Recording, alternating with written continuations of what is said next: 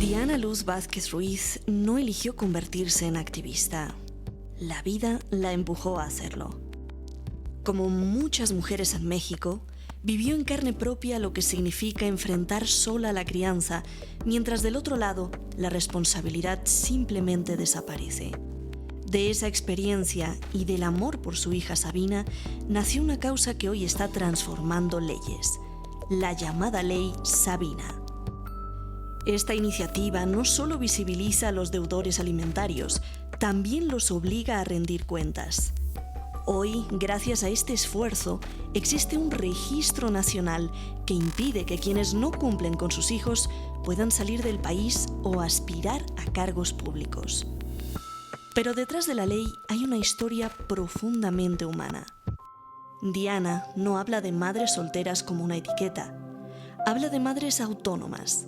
Mujeres que sostienen hogares completos, que trabajan doble o triple jornada y que muchas veces tienen que elegir entre cuidar a sus hijos o cuidarse a sí mismas. También pone sobre la mesa una realidad incómoda, la violencia económica. Porque no solo es abandono, también es pagar lo mínimo, regatear la infancia, reducir la responsabilidad a unos cuantos pesos. En un país donde millones de hogares crecen sin la figura paterna, Diana cuestiona incluso lo que entendemos por empoderamiento. Porque, dice, no se trata de que las mujeres puedan solas, sino de que los hombres asuman lo que les corresponde. Hoy su lucha ya es ley y se llama Ley Sabina, en un país donde 4 de cada 10 hogares tiene padres ausentes. Pero sobre todo, es una conversación que ya nadie puede evadir.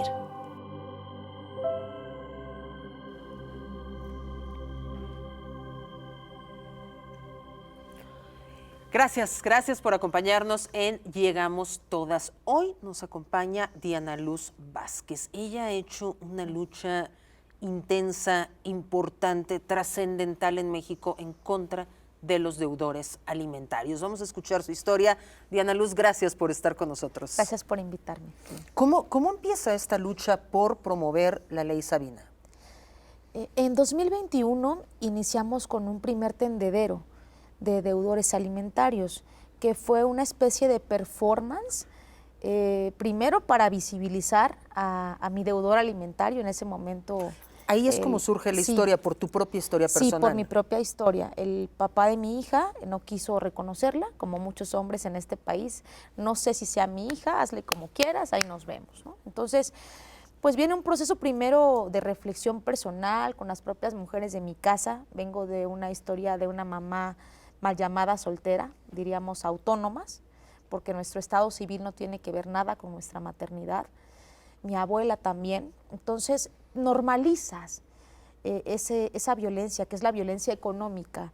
Entonces, estas ideas de que nosotras podemos, que somos chingonas, que estamos jóvenes, que estás preparada, que ya estudiaste, en el caso, pues, tuve el privilegio de poder terminar una licenciatura y luego una maestría, pues pensamos que no nos va a pasar porque estamos más preparadas, ¿no? Lo cierto es que el machismo no tiene grado académico. Hay doctores, hay científicos, ¿no?, con unos grados elevadísimos de machismo que no tienen nada que ver el grado académico. Es una cuestión cultural de hombres que, como en estos pueblos, ¿no?, de las novelas de la Revolución, donde se narran a los hombres que se fueron, donde un tal Pedro Páramo, ¿no? Un hombre que pues, ausente, que se nombra, pero que no sabemos si está, si paterna, quién es. Entonces, bajo estas historias y esta normalización de la violencia económica, yo crecí.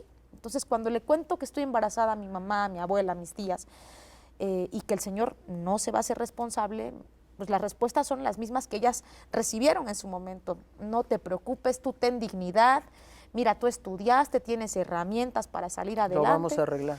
Y aquí podemos todas, ¿no? Le echamos más agua a los frijoles y vamos a poder. Entonces, primero lo normalicé, pero después el ir a las marchas, el conocer a morras con un pensamiento que creo que es una generación hoy de mujeres jóvenes tremendamente libres, pero también tremendamente conscientes de las violencias, que las nombran, que las identifican, y que eso hace 10 años, hace una década, 2, solamente había un grupo estigmatizado de feministas que las nombraban y eran las locas. Y desde el momento, ¿no? en que lo estás diciendo, hace 10 años no decíamos Sí. las violencias, Sí, ni era siquiera la lo violencia nombrábamos. contra la mujer y casi la física, ¿no? Porque todas las Exacto, demás... no ¿qué? existía, ¿no? Tú ibas a un ministerio público a decir, mi esposo me violó, y se reían de ti, ¿no? Hoy, afortunadamente, hemos avanzado en materia legislativa, pero no hemos avanzado con los hombres. ¿Por qué le hablamos mucho a las mujeres? Para que aprendamos a identificar, como mi caso, empezar a nombrar esa violencia, que no era normal, que lo que vivió mi mamá, mi abuela, que hoy, cuando lo platico con mis tías, con el libro que recientemente publiqué, también ellas dicen, yo debía haberlo exhibido, yo debía haberlo nombrado, debía haberlo ido a buscar a su trabajo, ¿no? Que supieran que el señor debe una pensión alimenticia, que tiene 2, 3 hijos y a lo mejor otros más, y que no paterna. Entonces, el primero nombrarme yo como víctima de violencia y decir, es cierto lo que a mí me está pasando, que estés embarazada y que un señor simplemente te abandone. No es mi problema, ¿no? No es mi asunto, y que vengan los gastos y los pagos, ¿no? De un pediatra, del ginecólogo, del propio parto, que es carísimo. Parir en México, en cualquier particular, 20,000, 30,000 pesos. ¿De dónde sacas tú eso si no tienes el acceso a un servicio de salud público? Entonces, pues mira, es una violencia de verdad tremenda. Tenemos casos de mamás en muchas circunstancias en este país que dan a luz en hospitales públicos y no tienen ni para los pañales, ni para la leche, que es carísima. ¿Cómo se ¿no? prende este chip que dices, a ver, no soy una víctima y este tipo tiene que pagar?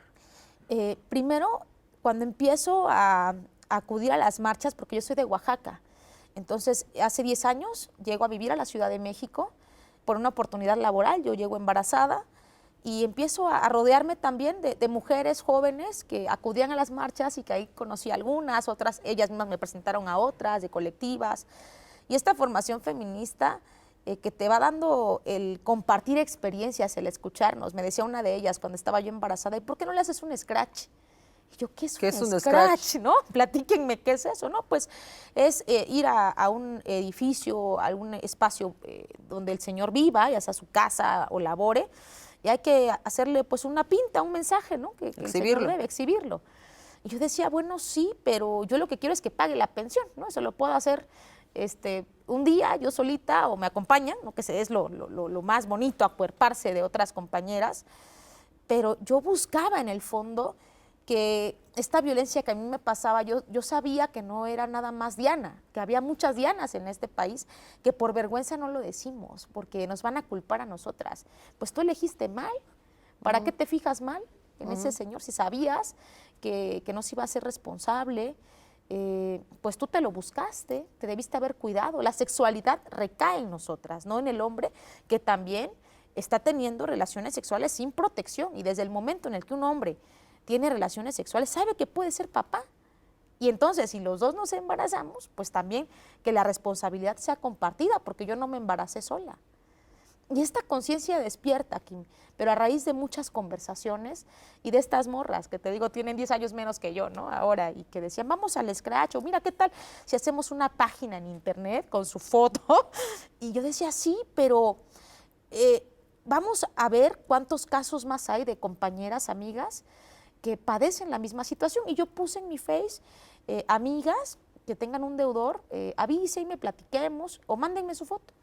En una semana yo tenía ya un cúmulo de fotos de, te va mi deudor y ojalá lo puedas exhibir en ese tendedero que están organizando, pero no digas que soy yo. Sí, siempre Entonces, esa parte, ¿no? El tendedero ha ido evolucionando. Quiero decirte que el primer tendedero que hicimos, cuando llegué a Santo Domingo, que es la plaza pública de Oaxaca, no había nadie a la hora que convocamos, y yo, híjole, pues nada más yo solita aquí con mi deudor.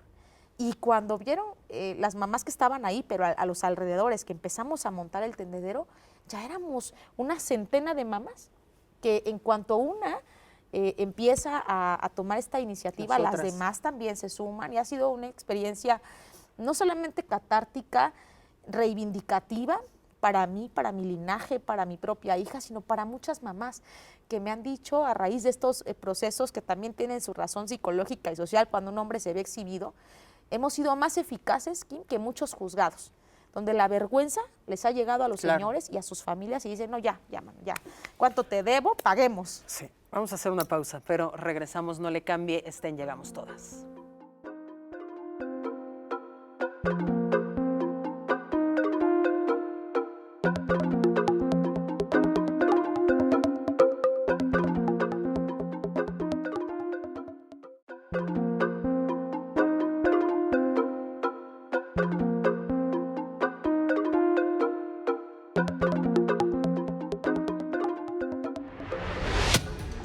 En México, garantizar los derechos de niñas, niños y adolescentes no es opcional, es una obligación. Y para hacerlo efectivo, existe una herramienta clave: el Registro Nacional de Obligaciones Alimentarias. Este registro concentra la información de quienes cumplen y de quienes no. Su objetivo es claro: evitar que los deudores alimentarios evadan su responsabilidad y proteger el bienestar de las infancias. Para que una persona sea inscrita como deudor alimentario, se deben cumplir 3 condiciones básicas. 1. Que exista un incumplimiento comprobado: 3 pagos consecutivos no realizados o 5 de manera alternada. 2. Que ese incumplimiento esté respaldado por una resolución legal, ya sea una sentencia o un acta de conciliación. 3. Presentar una solicitud formal ante la autoridad correspondiente, juez de lo familiar, comisario o defensor. Ahora, en el caso específico de la Ciudad de México, el proceso es ágil. Tarda aproximadamente 5 días hábiles, y estos son los requisitos. Primero, un oficio firmado por el juez que ordene la inscripción en el registro. Segundo, acta de nacimiento y CURP de quien reclama la pensión. Tercero, acta de nacimiento de la hija o hijo. Así, el Registro Nacional de Obligaciones Alimentarias se convierte en una herramienta concreta para hacer visible lo que durante años fue ignorado. El incumplimiento también es una forma de violencia. Para más información, se puede consultar el sitio oficial rnoa.dif.gov.mx, porque garantizar la infancia también es hacer cumplir la ley.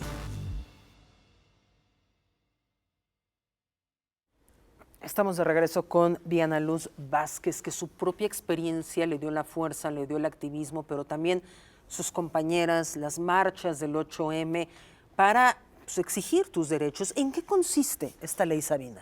Mira, primero decirte que a raíz de la experiencia de muchas mamás en los tendederos, el platicar, el conversar y decir, a mí me pasa esto en juzgados, que voy y cuando solicito una demanda de juicio de alimentos, e iniciamos el proceso de la prueba de ADN de paternidad.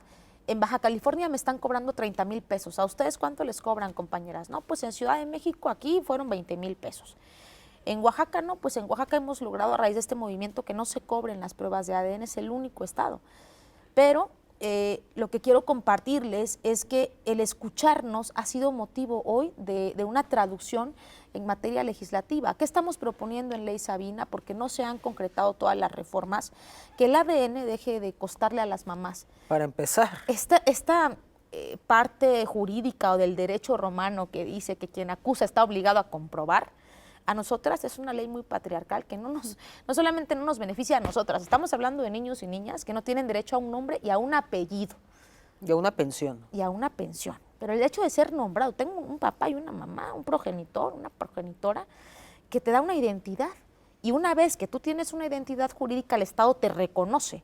Y entonces eres sujeto garante de derechos. El niño o la niña tiene derecho a recibir su pensión. Entonces, paso 1, tienes que tener el apellido del señor. Paso 2, ya solicitas la pensión.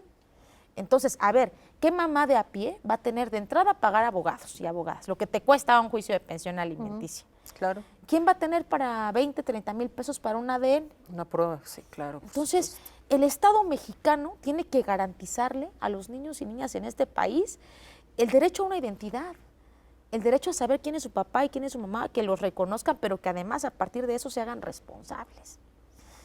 Recordemos cuántos compañeros, primos, primas tenemos que solamente llevan los apellidos de la mamá. Y que como decías al principio de este programa, la estigmatización de la madre, ¿no? La madre soltera. Explícanos un poquito por qué no decir madre soltera, por qué estamos victimizando. Fíjate que Marcela Lagarde, en un libro que se llama La autonomía y en otro que se llama El poderío de las mujeres, habla acerca de un concepto de autonomía. Y dice ella, Marcela Lagarde, creadora del concepto de feminicidio y una gran maestra para todas nosotras en temas de derechos de las mujeres, señala que nosotras tenemos que aspirar a ser autónomas. ¿Qué quiere decir ser autónomas?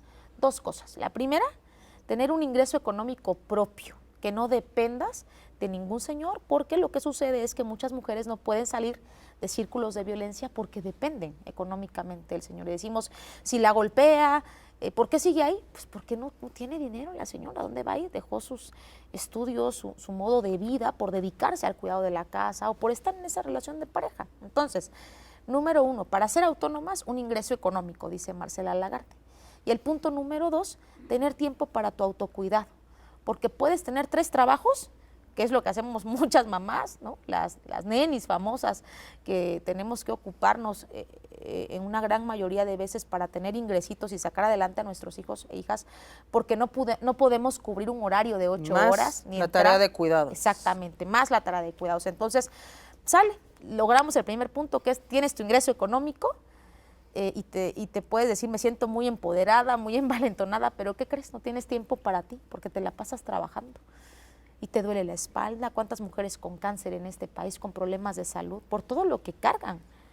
Y recordamos a nuestra madre, a nuestra abuela, qué tenían que hacer para que pudiera haber comida en la mesa. Entonces, este concepto de autonomía es una reivindicación también para nosotras como una categoría a alcanzar y a lo que tendríamos que estar aspirando nosotras, a tener una independencia económica, pero también tiempo para nuestro autocuidado. Y de ahí va también esta narrativa de las mamás autónomas de este movimiento de Ley Sabina, de que seamos consideradas madres autónomas y no solteras. Y entonces voy a aprovechar para mostrar este libro, que al ratito se los mostramos más en pantalla, este libro que escribió Diana Luz Vázquez, que me llama mucho la atención esto, justamente donde tacha el solteras y pone autónomas, salvavidas para madres autónomas. ¿Dónde lo encontramos?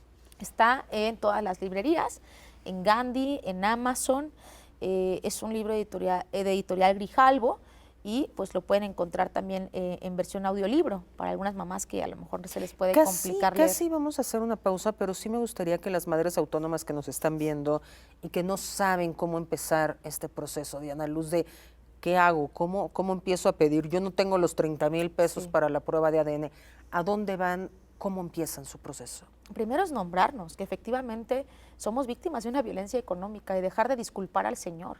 Y decir, bueno, a lo mejor ya cuando nuestros hijos e hijas crezcan y el Señor recapacite, ya que esté viejo, dicen muchas, ¿no? Va a volver. Eso, al final de cuentas, puede o no pasa. Realmente en más del 90% de los casos no sucede. Estos señores abandonan porque pueden, porque hay todo un sistema jurídico, machista, de complicidades familiares, patriarcales, para disculpar a este pobre hombre que está siendo explotado y extorsionado por una mala mujer que le quiere arrancar su dinero, ¿no? Para sus hijos e hijas. Entonces, hay toda una narrativa también que empieza desde la familia, que los protege y los encubre. Una vez que nos damos cuenta cuáles son las redes que encubren al Señor, podemos nosotras entender en dónde estamos paradas y a qué lucha vamos, porque no es fácil nombrar y no es fácil exhibir a los señores. Viene una revictimización tremenda en redes sociales, de decir, ay, pobrecita, mira, está pidiendo, no tiene dinero. Cuando se trata de decir, no es que no tenga dinero, se trata de que al Señor le corresponde. Y efectivamente, el maternar sola sí nos precariza. ¿Qué puedes hacer con una pensión alimenticia? Pagar una mejor escuela, a lo mejor un seguro médico. Las mujeres descansar un poco, tener tiempo para nuestro autocuidado, apoyo también, ¿no? Y que aparte es su obligación, no es un favor, ni es un apoyo. Y con esto nos vamos a una pausa, pero regresamos.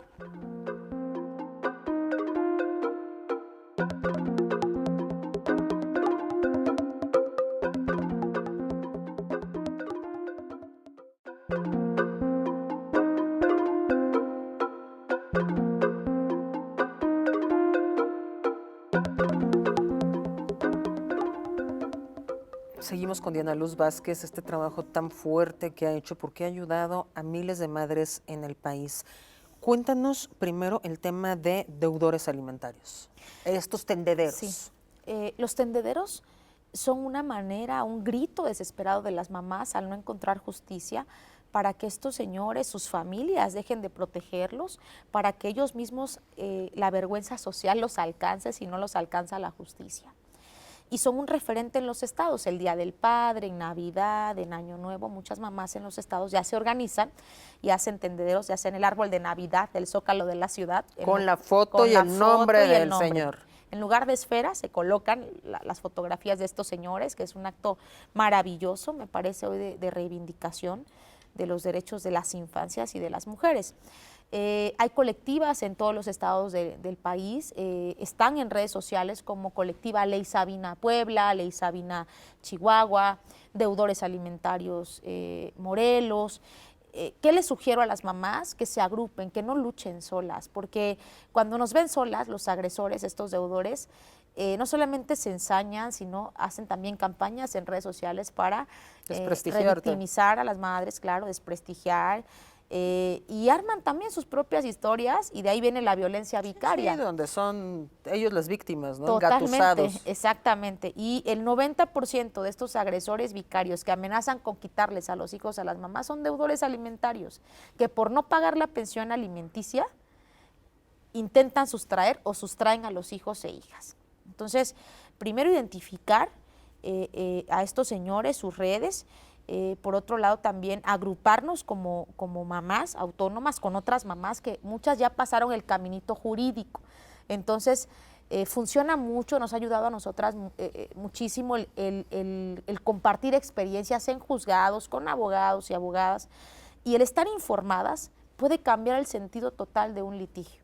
De esperar 10 años a ver si la justicia llega, a exigirle a tu abogado, exigir en el juzgado, a ver, ¿por qué no ha habido respuesta? ¿Qué pasó con mis copias? Quiero entrar al correo del mismo juzgado. Entonces, estar informadas. Moverlos. Claro, y entender también con otras mamás nuestros procesos jurídicos y ayudarnos, me parece que es una herramienta que yo le sugiero mucho a todas las mamás que quieren iniciar un proceso de demanda de pensión o que están ya en un proceso de demanda de pensión o de reconocimiento de paternidad. Diana, ¿cómo va el Registro Nacional de Deudores Alimentarios? Ha sido, la verdad, muy decepcionante que la Ley Sabina, que este registro nacional que se anunció con bombo y platillo en este país, no esté funcionando, que sea una simulación, que sea una mentira al final para todas las mujeres que tenemos una lucha, hemos llevado a cabo un activismo fuerte en este país, porque se nos prometió, y quedó legislado así desde el Senado, un registro nacional público, es decir, visibilizar con nombre y apellido a los deudores de este país por estado. Solamente 3 entidades han cumplido con esta normativa aprobada en 2023, que es Coahuila, Ciudad de México, la jefa de gobierno le entró y le entró bien, Clara Brugada, y el estado de Oaxaca. Fuera de estos 3 estados, se habla de que se aprueban los registros de deudores, pero están ocultos o te piden CURP o simplemente no hay un listado que cualquier persona pueda acceder para saber si este señor, si Juanito Pérez o Pablito el que voy a Gómez contratar es un deudor. O con quien te relacionas, con quien sales, puede ser tu novio, con quien te quieres casar. Muchos de estos señores tienen dobles, triples vidas. Entonces, también es preventivo el poder tener este listado. Es urgente que en todos los estados las legisladoras lo aprueben. Estos son los 3 estados que más han avanzado. ¿Cuáles son los que van más atrasados? Pues mira, en Nuevo León se anunció también reformas a los deudores y el registro, en Puebla también. Eso sigue sin funcionar, sin pasar. En Querétaro también no ha funcionado. En Baja California tampoco tenemos el registro público. Bueno, solamente 3 estados han cumplido a cabalidad. Hay una gran labor que tendrían que hacer esta mayoría hoy de diputadas, que tiene que ser un doble compromiso por ser mujeres, porque llegan ahí también esos espacios por el feminismo, por las luchas de otras mujeres que nos han antecedido. Nos toca llevar la agenda de las mujeres a los congresos y dejar de solapar a compañeros diputados, senadores, que muchos más ocupan cargos públicos, y bajo estos pactos otra vez patriarcales de estar solapando a los compañeros de sus propios partidos, de todos. Las mujeres no están legislando a favor de estas acciones como el registro de deudores alimentarios, insisto, público. Diana Luz, casi nos tenemos que ir. Hay un tema bien importante con las madres autónomas. Tú hace unas semanas inauguraste un restaurante, mucho éxito. ¿Qué mensaje le darías a las mujeres? Porque no vas a vivir del activismo, necesitas seguir manteniendo a Sabina y tu propio desarrollo personal. Un gran reto de todas las mamás autónomas es encontrar espacios que nos generen una remuneración económica, donde podamos poner nuestras habilidades, pero también nuestro propio autocuidado, el ocuparnos, sentirnos útiles con una remuneración económica. Es un gran reto en este país. Ninguna mamá autónoma, me atrevería a decir, precarizada, víctima de litigios, de señores que revictimizan, que amenazan, que las dejan a muchas de ellas sin casa, en la calle prácticamente. Podemos cumplir horarios laborales, 8 horas, ¿no? ¿A qué hora sales por tus hijos, los llevas a la escuela? Entonces, una gran parte de mamás, mal llamadas nenis también, lo que hacen pues es buscar actividades que les permitan compatibilizar sus horarios de producción, ya sea venta de algo, productos, catálogos, llámese como sea, y maternar. Ahora, como bien comentas, emprendí un restaurante oaxaqueño, están invitados e invitadas, está en Tlatelolco, y con Sabina estamos las dos haciendo un equipo y rodeándonos también de otras mujeres, de sus consejos de emprendedoras, de cómo también ir compaginando esta labor de crianza, de maternidad, pero sobre todo poder ser autónoma.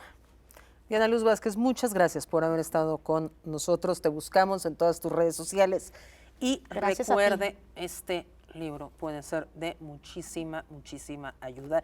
Diana Luz, gracias. Esta es tu casa. Muchas gracias, Kim. Gracias y los esperamos en otra emisión de Llegamos Todas.